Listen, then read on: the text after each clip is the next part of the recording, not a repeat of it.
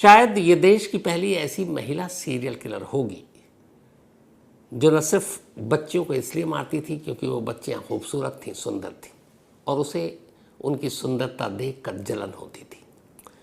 ये शायद देश की पहली ऐसी सीरियल किलर होगी जिसने सभी बच्चों को मौत का तरीका जो है एक जैसा दिया, सभी को पानी में डुबो कर मारा। ये शायद दुनिया की इकलौती ऐसी माँ होगी जिसने अपने बेटे को सिर्फ इसलिए मारा ताकि उसके हाथों हुए कत्ल का शक उस पर न जाए और लोगों को लगे कि देखो बेटा भी तो उसी तरीके से मरा है, तो इस पर क्या शक करना। सीरियल किलर कहें या साइको किलर कहें, ये शायद पहली ऐसी सीरियल किलर भी होगी या साइको किलर जिसने अपने ख़ानदान, अपने परिवार के बाहर कभी किसी बच्ची या सुंदर बच्ची की तरफ नहीं देखा। इसे सिर्फ दुश्मनी थी अपने ससुराल और मायके में पैदा होने वाली हर खूबसूरत, हर सुंदर दिखने वाली बच्चियों से। कल मैंने आपको पूनम की कहानी सुनाई थी, हरियाणा के पानीपत की। कल से ये पुलिस कस्टडी में है और पुलिस ने जब इससे पूछताछ की तो पूरी कहानी निकल कर आज सामने आई है। आखिर पूनम को सुंदर बच्चियों से क्यों जलन थी? वो क्यों सिर्फ पानी में डुबो डुबो कर मारती थी? और क्या अगर वो पकड़ी न जाती तो और भी ऐसी ही बच्चियों का कत्ल होता? जब पुलिस ने उससे पूछा पहला सवाल कि आप क्यों मारते थे बच्चियों को पानी में डुबोकर, पूनम का जवाब था कि पानी में मैं इसलिए डुबोकर मारती थी ताकि मैं इस बात पे कंफर्म हो जाऊं कि वो मर चुकी हैं, क्योंकि पानी में डूब कर मारने से जब तक वो जिंदा होती हैं पानी में एक बुलबुला सा छूटता है, लेकिन पानी जैसे ही शांत हो जाता है और उसका मुंह उस पानी के अंदर होता है, नाक पानी के अंदर होता है, तो मैं समझ जाती हूँ कि अब बुलबुला नहीं आ रहा है, इसका मतलब अब उसकी सांसें नहीं चल रही और वो मर चुकी है। बाकी किसी और तरीके से मारती तो मुझे पुख्ता यकीन नहीं होता कि वो वाकई मर चुकी या बेहोश है। तो पानी में मारने का तरीका जो था वो इसीलिए चुना क्योंकि मैं खुद मुतमईन हो जाती थी कि हाँ ये अब मर चुकी है। दूसरा, उसने कहा कि पानी में मारने का तरीका इसलिए भी मैंने चुना क्योंकि ये सबसे आसान था।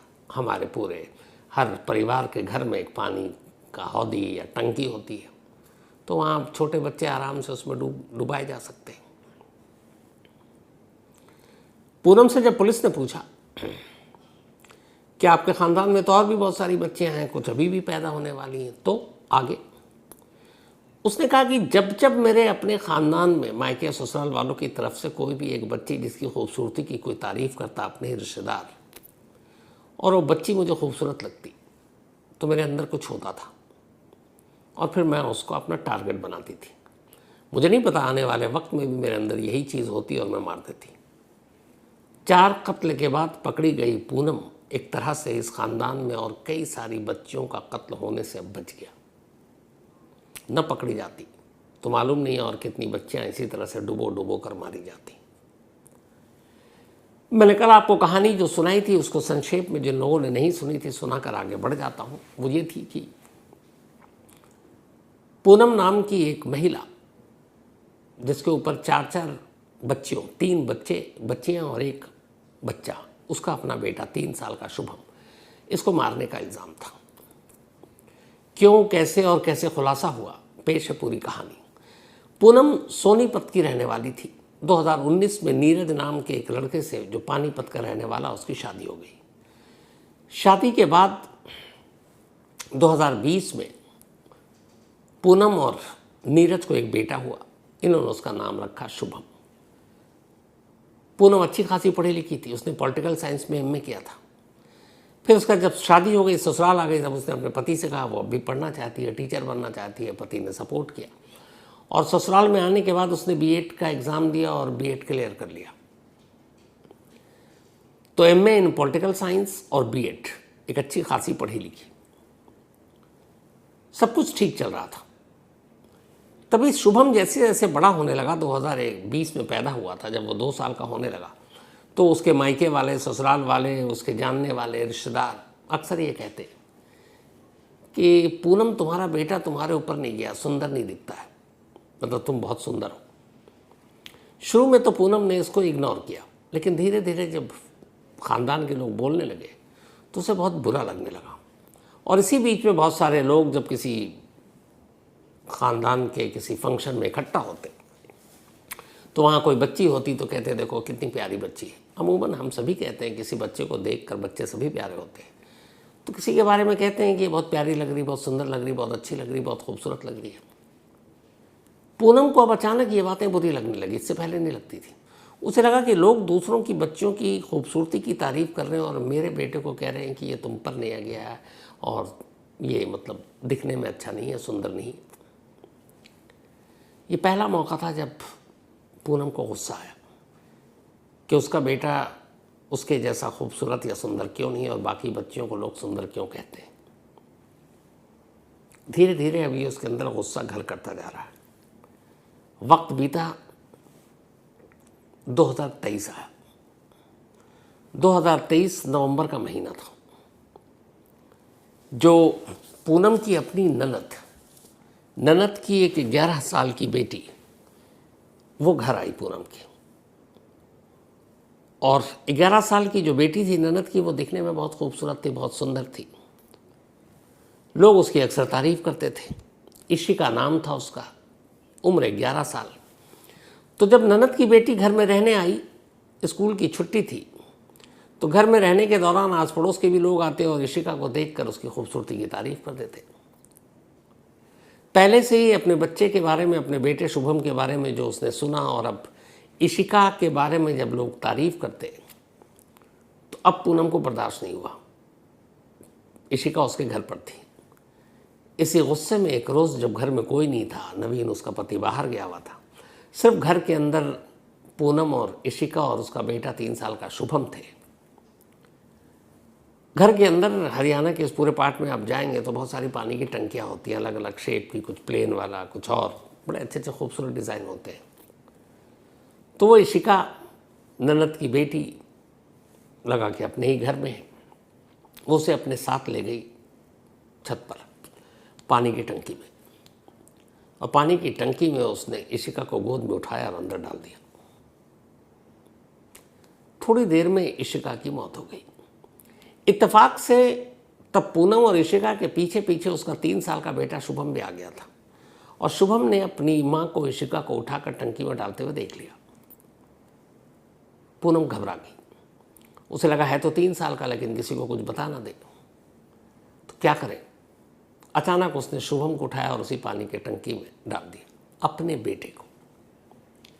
इसके बाद वो नीचे आ गई। कुछ वक्त के बाद अब ढूंढना शुरू किया गया, भाई शुभम कहाँ है। खुद उसमें पूनम आगे कि मेरा बेटा भी नहीं है, इशिका भी कहीं गायब है। पूरे घर में इधर उधर ढूंढा गया। फिर अचानक पानी की टंकी को भी, क्योंकि बच्चे खेलते थे, झांक कर देखा गया तो अंदर 2 लाशें तैर रही थी, एक इशिका की, एक खुद पूनम के बेटे की।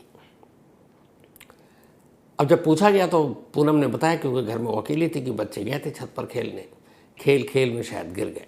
हर एक ने यही मान लिया, क्योंकि इशिका के साथ साथ शुभम की भी लाश मिली थी। शुभम तब तक इकलौता बेटा था, किसी को शक की कोई गुंजाइश नहीं थी पूनम पर। दोनों का अंतिम संस्कार कर दिया गया और हर एक ये मान बैठा कि ये हादसा था। पूनम अब बहुत खुश थी कि जिस इशिका की सुंदरता की सब तारीफ करते थे, अब वो इस दुनिया में नहीं, और इस बात पे भी खुश थी कि चलो उसका जो बेटा है, जिसे लोग कहते थे कि माँ की तरह सुंदर नहीं है, वो भी अब नहीं है। लोगों ने इस बात को मान लिया। धीरे धीरे वक्त बीता, 2025 आ गया, अगस्त। अभी तक सब ठीक था। अभी किसी और बच्ची ख़ानदान में कोई बड़ी हो रही है, ऐसे कुछ उसकी तारीफ नहीं हो रही थी। तभी 2025 अगस्त का महीना आया, और अगस्त के महीने में पूनम अपने मायके गई। मायके जाने के बाद, मायके में थी, तभी मायके में पूनम को अपने चचेरे भाई की बेटी थी 6 साल की, जिया, वो दिखाई दी। अच्छा, मायके काफ़ी वक्त के बाद गई थी, अब जिया थोड़ी बड़ी हो रही थी, 6 साल की हो गई। जिया भी देखने में सुंदर थी। जब वहाँ गई तो लोग जिया की बहुत तारीफ़ करने लगे। अब 2 साल का अंतराल या वक्फा हो चुका था जब उसने 2 कत्ले किए थे। 2 साल बाद जैसी जिया की उसके मुंह पर पूनम के तारीफ़ करने लगे, पूनम को फिर गुस्सा आया। अच्छा, इस दौरान हुआ ये था कि शुभम के बाद पूनम दोबारा प्रेग्नेंट हुई और उसने एक और बेटे को जन्म दिया। और ये भी 2025 में ही, बेटा उसका कुछ महीने का। और कमाल ये कि जब मायके गई तो उसके बेटे की देखभाल वही ननद कर रही थी जिसकी बेटी जिया थी। तो जब उसने जिया को देखा, फिर देखा कि जिया की लोग तारीफ कर रहे हैं, तो उसे अचानक इशिका याद आ गई और गुस्सा आ गया। एक रोज़ घर में कोई नहीं था, उस घर में भी पानी की टंकी थी। पूनम जिया को टंकी के पास ले गई और उसने उसको टंकी में डाल दिया, नीचे चली आई। बाद में अब जिया की खोज शुरू हुई। कुछ वक्त के बाद पानी की टंकी पर लोगों ने तलाशा और अंदर से फिर एक बच्ची की लाश तैरती हुई नजर आई। फिर यह हुआ कि शायद वो खेल खेल में टंकी में गिर गई। लेकिन तब पूनम के जो चचेरा भाई था, कज़न, जिसकी बेटी थी जिया, उसे थोड़ा सा शक हुआ, और वो शौक भी हुआ कि एक ही तरह का हादसा 2 साल में तीसरी बार हुआ। पहले उसका बेटा पूनम का, फिर इशिका, और अब इसके घर में आते ही जिया पानी की टंकी में। कुछ गड़बड़ तो नहीं है। वैसे भी इस दौरान में पूनम को लेकर बहुत सारी बातें होती थी कि पढ़ी लिखी है, सब ठीक है, लेकिन लोगों से घुलती मिलती नहीं है, बातें नहीं करती, अपने आप को अकेला रखती है, घर में भी, ससुराल में भी, मायके में भी। शक हुआ था कज़न को, लेकिन बात ऐसी थी कि उसे लगा किससे शेयर करे, इसलिए वो खामोश हो गया। उसे लगा कि शायद वाकई हादसा है। ये बात उसने अब कही कि उस वक्त उसे अपनी भाभी पर शक हुआ था, चचेरा भाई था, मतलब बहन पर।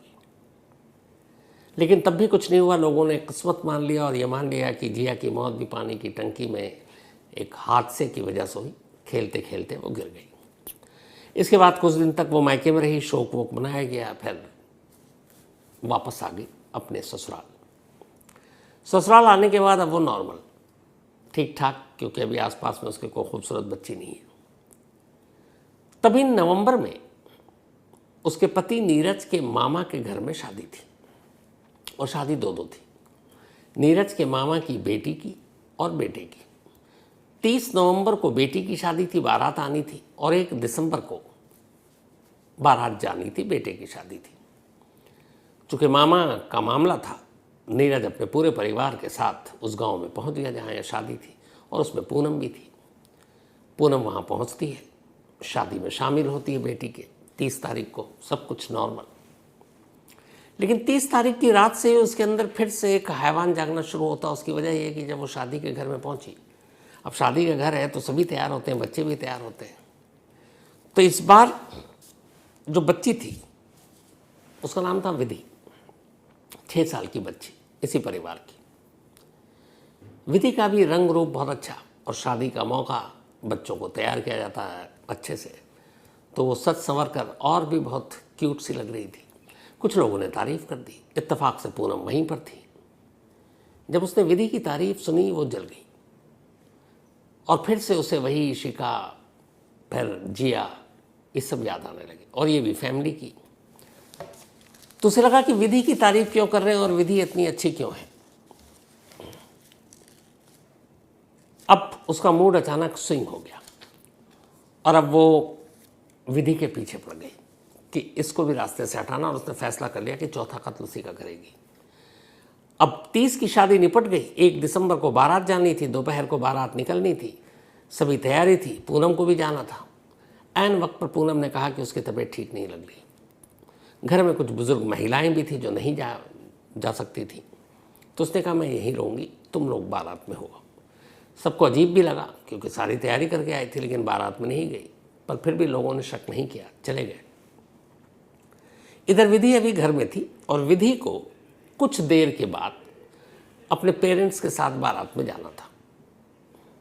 तो उस दौरान विधि घर में, और पूनम ने यह देख लिया था कि विधि घर में, और उसे ये बात पता थी कि विधि अभी नहीं जाएगी, कुछ घंटे बाद जाएगी। अब घर में सिर्फ बुजुर्ग महिलाएं, बारात चली गई, महिलाएं गीत गाते हुए निकल गईं। मौका मिला, पूनम ने देखा विधि को सीढ़ियों के पास खेल रही है। वो उसके पास गई, पूनम को जानती थी, उसका हाथ पकड़कर वो उसी घर के अंदर स्टोर रूम में ले गई। स्टोर रूम में असल में पता था पूनम को कि एक प्लास्टिक का बाथ टब रखा हुआ है, छोटा सा, बहुत बड़ा नहीं, जिसमें बच्चे को नहलाते हैं। वो वहाँ ले गई, पहले बाथटब में उसने पानी भरा और उसके बाद जब इतना पानी हो गया कि विधि का सर उसके अंदर डाल सके, उसने दरवाज़ा अंदर से बंद किया, उसका गला पकड़ा और उस पानी के अंदर उसका सर डाल दिया। वो छटपटाती रही, चिल्लाती रही, थोड़ी देर के बाद शांत हो गई। इस कश्मकश के दौरान पानी के कुछ छींटे भी आए, जिससे खुद पूनम गीली हो गई, उसके कपड़े भीग गए। उसके बाद वो वहीं लाश छोड़ती है, बाहर स्टोर रूम के निकलती है, दरवाज़ा बंद करती है और नीचे आ जाती है। जब कुछ लोगों की नज़र पड़ती है उसके गीले कपड़ों पर तो उन्हें हैरानी भी होती है, पूछते भी हैं। वो कहती है पानी गिर गया, कभी कहती है दूध गिर गया। तो खैर ये सारी चीज़ें हो गई। अब जब विधि के घर वाले उसको ढूंढ रहे हैं, वो नहीं मिलती है, तो फिर स्टोर रूम में जाते हैं और वहाँ उसकी लाश मिली थी। फिर पुलिस को फ़ोन कर दिया गया, क्योंकि उसके दादा पहले सब इंस्पेक्टर थे। जब पुलिस टीम मौके पर पहुंची और उसने देखा, तो पहली चीज़ जब देखा कि ये बाथटब प्लास्टिक का इतना छोटा है, इसमें 6 साल की विधि डूब ही नहीं सकती। और दूसरा ये था कि बाहर से कुंडी लगी हुई थी स्टोर रूम, तो यानी कि कुंडी लगाने वाला ही जिम्मेदार है और विधि की मौत पानी में डूबने से नहीं हुई, कत्ल है। तफ्तीश शुरू हुई, सारी महिलाओं से पूछताछ हुई। उन महिलाओं में पूनम ने भी बयान दिया। उसने कहा मैं यहीं थी, विधि तो मेरे सामने खेल रही थी, फिर पता नहीं वहाँ तक कहाँ पहुँची, एकदम नॉर्मल, कॉन्फिडेंटली, पढ़ी लिखी थी। फिर एक एक करके जब महिलाओं से बात पुलिस ने अपने तरीके से किया, कौन कहाँ था बारात जाने के, बारात में कौन कौन नहीं गया, क्यों नहीं गया, तो पहली बार पुलिस को पता चला कि बारात में जाना था पूनम को, ये गई नहीं। अब पुलिस को लगा खटका कि ये क्यों नहीं गई। फिर कुछ महिलाओं ने बताया कि कौन कहाँ पे उसका उस वक्त का लोकेशन था। तो एक महिला बोल गई कि मैंने देखा था यहीं पर और पूनम के कपड़े गीले थे, जबकि वो सुबह नहा चुकी थी। पुलिस को दूसरा शक हुआ। फिर आसपास के जब सीसीटीवी पुलिस ने खंगाले तो देखा कि उसी जगह पर पूनम कई बार आ रही है, जा रही है और उसके हरकतों से लग रहा है वो थोड़ी घबराई हुई है, परेशान है। ये सब चल ही रहा था कि तभी कुछ लोग पुलिस की मौजूदगी में बात कर रहे थे इस खानदान के। उन्होंने कहा ये पता नहीं हमारे परिवार में क्या है, ये चौथा मामला है। पुलिस वालों ने पूछा क्या चौथा मामला है। उन्होंने कहा कि इससे पहले हमारे 3 बच्चे इसी तरह से पानी की हौदी में, टंकी में डूब कर मर चुके हैं और सबकी उम्र यही, जब 6 साल, 3 साल, 11 साल, बस एक सबसे बड़ी शिका थी। पुलिस को ये बात बड़ी अजीब लगी। और यहाँ 2 चीज़ जो अजीब लगी कि बाहर की कुंडी लगी हुई है और अंदर टब छोटा है। तो पुलिस ने पता करना शुरू किया कौन कौन, तब उन्होंने बताया। अब सीसीटीवी कैमरा, कपड़े गीले, कुंडी लगी हुई, ऐन वक्त में बारात पे ना जाना, सस्पेक्ट नंबर 1 पूनम थी। पुलिस ने पूनम को अपने साथ ले गई, पूछताछ के नाम पर पूछताछ शुरू की। जो वहाँ बयान दे रही थी, पुलिस स्टेशन में बयान देने में वो थोड़ा सा घबराने लगी। पुलिस ने सख्ती दिखाई और पूनम ने एक्सेप्ट कर लिया कि उसी ने विधि को मारा है पानी में डुबोकर। अब अभी भी पानीपत पुलिस इस बात पर सिर्फ खुश है कि चलो एक बच्ची के कत्ल का मामला कुछ घंटों में सुलझा लिया। लेकिन जैसे ही ये बात पता चली कि विधि ने ये कबूल कर लिया है कि विधि को मारने की बात कबूल कर ली है पूनम ने, अभी उनके रिश्तेदारों तक बात पता चली। अब वो सभी हैरान। अब सभी को वो 2023 से लेकर अगस्त 2025 तक की 3 मौत याद आने लगी, क्योंकि सभी पानी में डूबकर उनको मारा गया था, डुबोकर। अब वो लोग थाने पहुंचे, पुलिस वालों से कहा कि आज सच है पूनम ने मारा है। पुलिस ने कहा ये एक्सेप्ट कर रही है। तब उन्होंने कहा फिर जो 3 बच्चों की हमारे ख़ानदान में मौत हुई है उनकी भी तो एक ही तरीके से हुई है। पर फिर उसने कहा कि नहीं उसमें तो उसका बेटा भी था, बेटे को थोड़ी मारेगी। अब पुलिस तक ये पूरी बात पहुंच गई, सीनियर अफसरों तक। उन्हें लगा ये क्या है, एक ही तरीके से पूरा पैटर्न है ये मौत का, पानी में डुबोकर। अब पुलिस को लगा कि नहीं ये एक मर्डर नहीं, ये तो सीरियल किलिंग का मामला है। दोबारा पुलिस की एक टीम पूनम को अलग कमरे में ले जाती है और पूछती है कि तुमने सिर्फ विधि नहीं 3 और कत्ल किए। अब तक पुलिस को सारे 3 बच्चों के नाम भी पता थे, इशिका, खुद उसका बेटा शुभम और उसके बाद जिया। थोड़ी देर के बाद पूनम ने अपने सारे जुर्म कबूल कर लिए। उसने कहा हाँ मैंने उन सबको भी मारा। तब पुलिस ने पूछा तुमने क्यों मारा, और तब उसने बताया कि मुझे उनकी सुंदरता से जलन। जो पुलिस अफसर हैं वहाँ के, उन्होंने कैमरे पर मीडिया के सामने बात की थी। उनकी सिर्फ 2 लाइन आप सुन लीजिए। जितनी देर से मैं कहानी सुना रहा हूँ उसका पूरा सार आपको समझ में आएगा। सिर्फ 2 लाइन कि खुद पुलिस अफसर क्या कह रहे हैं, सुनिए। जो सुंदर बच्चियां हैं उनसे इसको नफरत सी है। साइको जो है किलर टाइप है, उस टाइप की लेडी है। इसकी जो विचार है, सोच है, वो इस तरह की है कि ये जो सुंदर बच्चियां हैं उनसे पता नहीं क्यों नफरत करती है, इसकी ये सोच है। हाँ, इसने अपना बेटा भी मारा है। साइको किलर सुंदर होने की वजह से वो मार देती थी। क्राइम की दुनिया में, कम से कम अपने देश में, क्या आपने इससे पहले ऐसी कहानी सुनी किसी लेडी के बारे में? अब इसे आप सीरियल किलर कहें, पूनम को साइको किलर कहें, या एक अजीब किलर, और जिसने सिर्फ और सिर्फ, उससे पुलिस ने ये भी पूछा था कि तुमने अपने ही खानदान की बच्चियों को निशाना क्यों बनाया। उसने कहा मुझे बाहर की दुनिया से मतलब नहीं, यही लोग मेरे बच्चे के बारे में बात करते थे और यही लोग, मुझे लगता था कि मुझसे आगे चलकर सुंदर ना हो जाए, तो इसीलिए मैं सिर्फ खानदान के लोगों को मारती थी, चाहे वो मायके के हो या ससुराल के हो। उसने अपनी ननद की बेटी को मारा और अपने मायके में अपने भाभी के भी, कज़न के भाई, चचेरे भाई को भी। फिलहाल अभी कस्टडी में है और पुलिस के हिसाब से अगर ये पकड़ी ना जाती तो आने वाले वक्त में अगर किसी भी इसके ख़ानदान की किसी बच्ची के बारे में कोई बोल देता कि ये सुंदर है तो उसका मरना भी तय था। तो बहुत सारी बच्चियों की शायद जान बच गई। तो ये थी आज की कहानी, बेहद अजीब और अफसोसनाक।